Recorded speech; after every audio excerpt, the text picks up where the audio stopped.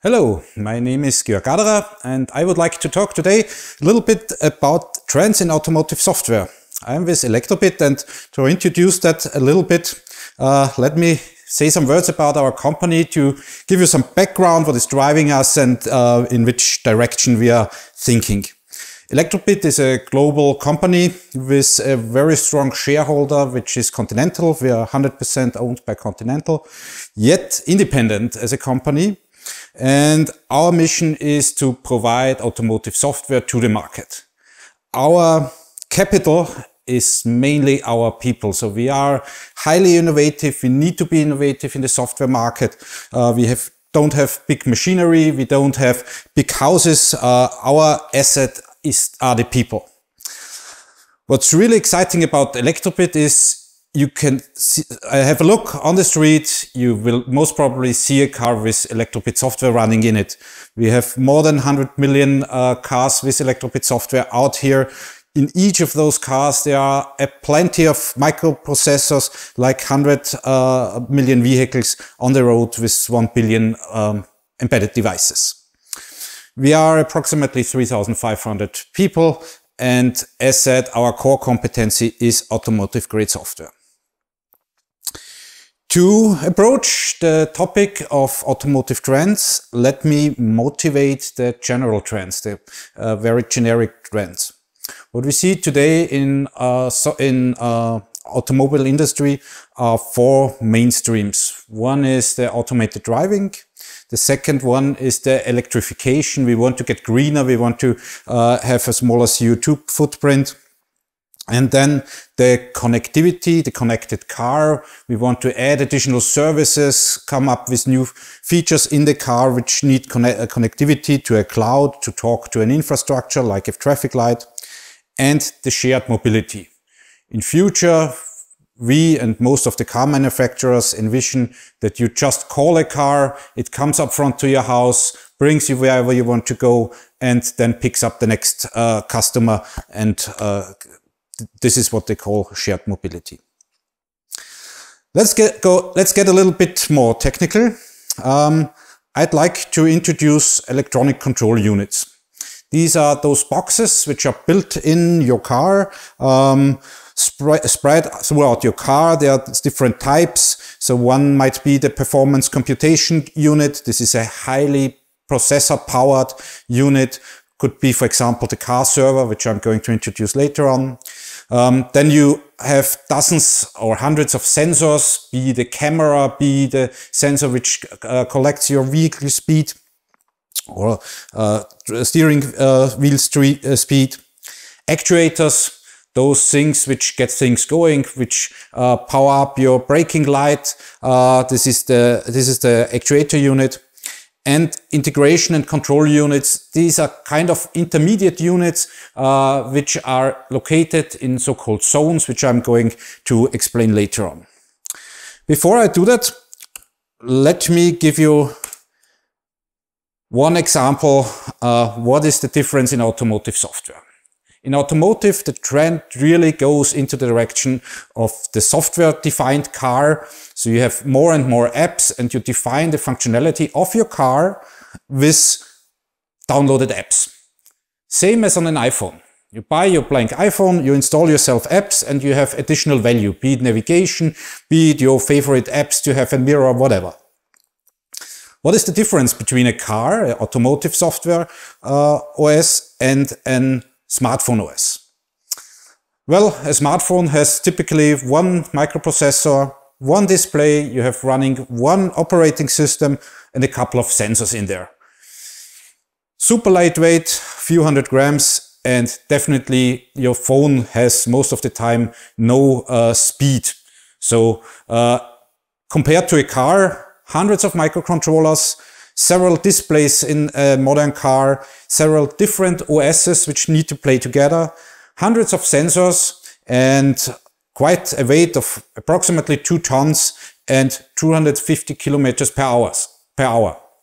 This said, it's clear we are in a safety related area. If you don't get the software in a car in a proper way, there might be casualties and accidents, and that's what you obviously want to avoid. This is the challenging part of automotive software. So, how do you produce automotive software? As motivated before, product quality is most important. How do you do that? Well, there are several standards. For example, MISRA C and MISRA C++, where you have security and safety amendments and special rules, how to program this embedded in a quality that this thing really does exactly that what you want and not causes any casualties or accidents. Additionally, there are internal requirements from Elektrobit itself and also the OEMs, the original equipment manufacturers or car manufacturers, have their requirements for software, and several others like the Herstellerinitiative Software or the standards like ISO 26262 or IEC 6108 or DO 178C, which comes from aerospace area. The goal is that you have at any time a perfect measurement of the risk and you can manage this risk. And one way to reach that is testing. You see here one of our test farms. We have more than 1 million tests running daily to really ensure that this software we produce does the right thing right. We do additional static code analysis with very sophisticated tools which are on the market available to check, for example, for overflows, divide by zero, or whatever can go wrong in software. Let me continue with the trends.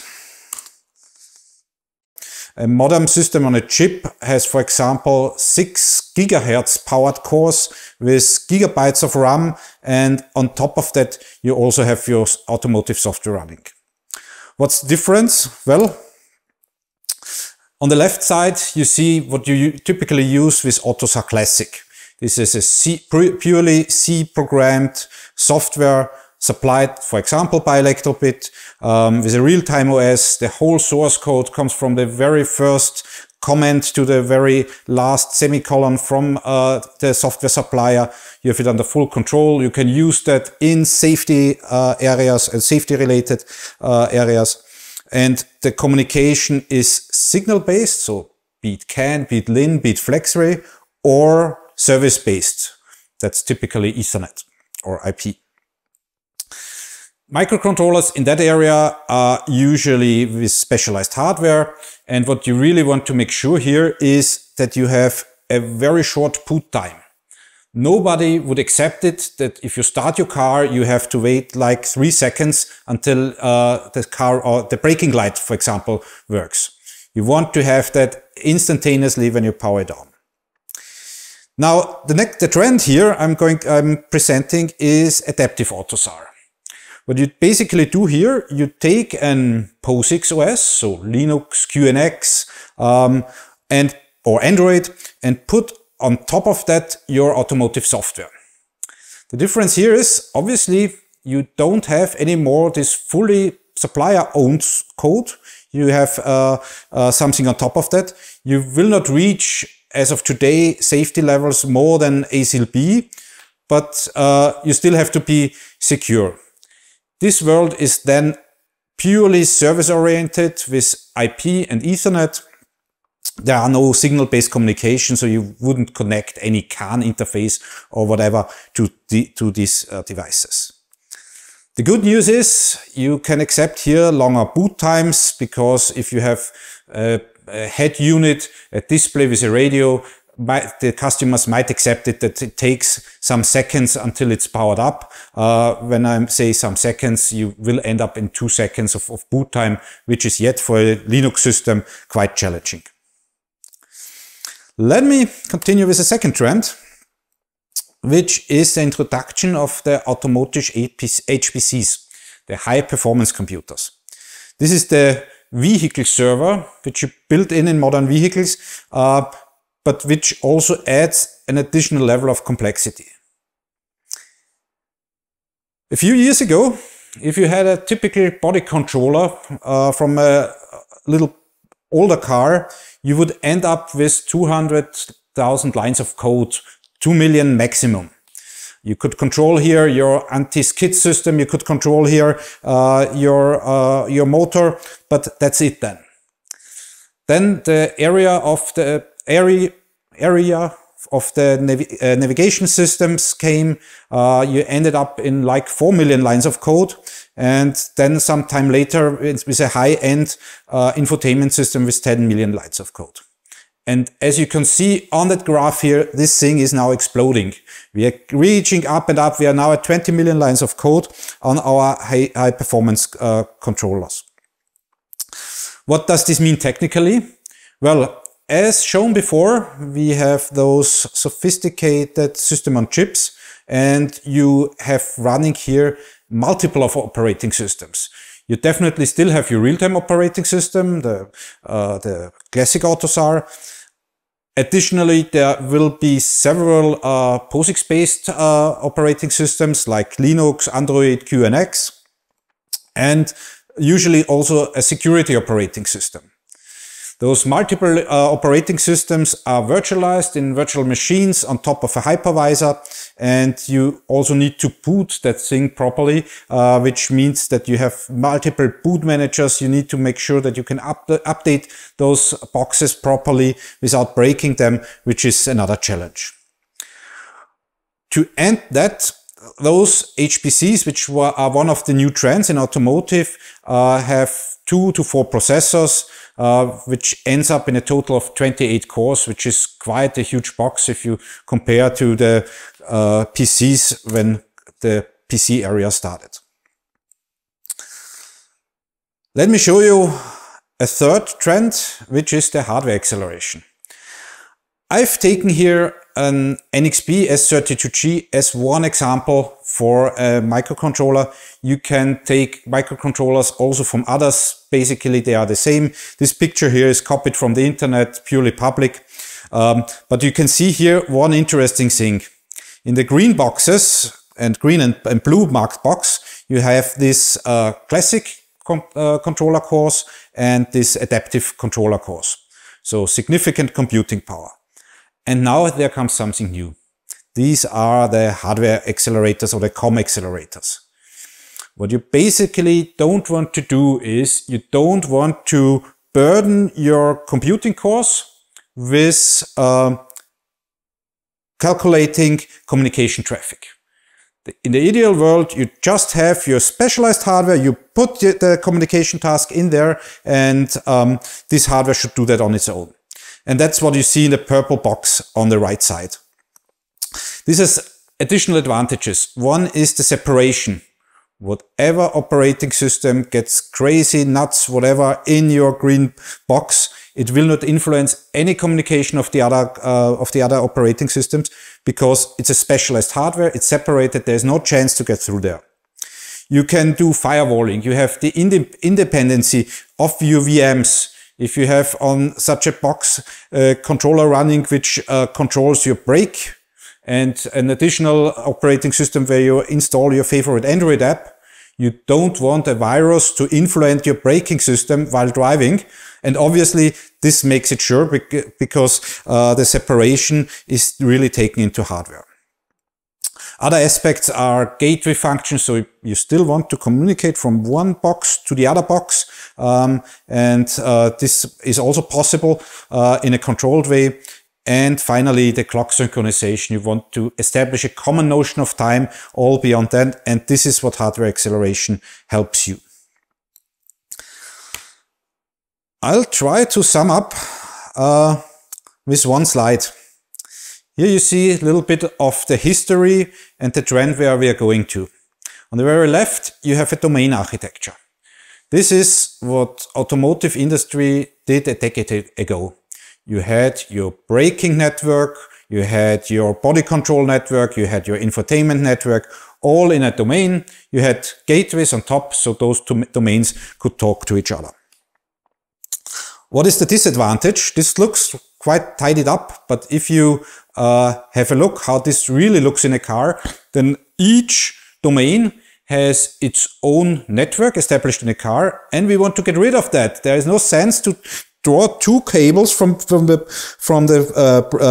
turning light back to the braking light. We want to have one network, and this came with the centralized architecture.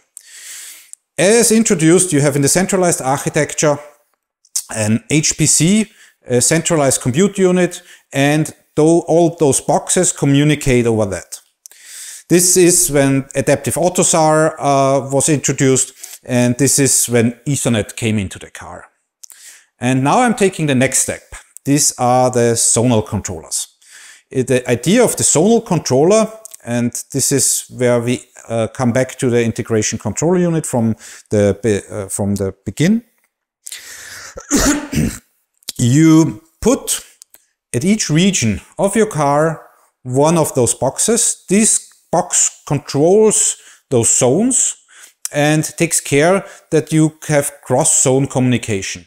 So you localize your CAN, LIN, FlexArray network and have yet the advantage of the distribution. And this is where this trend is finally going to. Let me conclude. The technical computing trends enable the mega trends like automated driving, like the connected car, as I tried to line out. The computing systems get more and more complex. Have a look here. This is a cable tree of a car. At each end there is a plug, and in each plug there is one control unit connected, and this gets more and more complex, and this is really a challenge to manage. You have to provide the software for that, which has several challenges. You want to be safe. You really want not to crash your software. You want to have it function correct. You have to test the whole system, and this really puts up a challenge. I've shown three trends. One is the performance computers which complement the real-time cores in today's systems. The second is the introduction of high-performance computers, the HPCs, and the third are the hardware accelerators, which help us to unburden our computing cores from processing pure communication tasks. To sum it up, creating automotive software is a very challenging and technologically highly interesting job, which is definitely worth doing.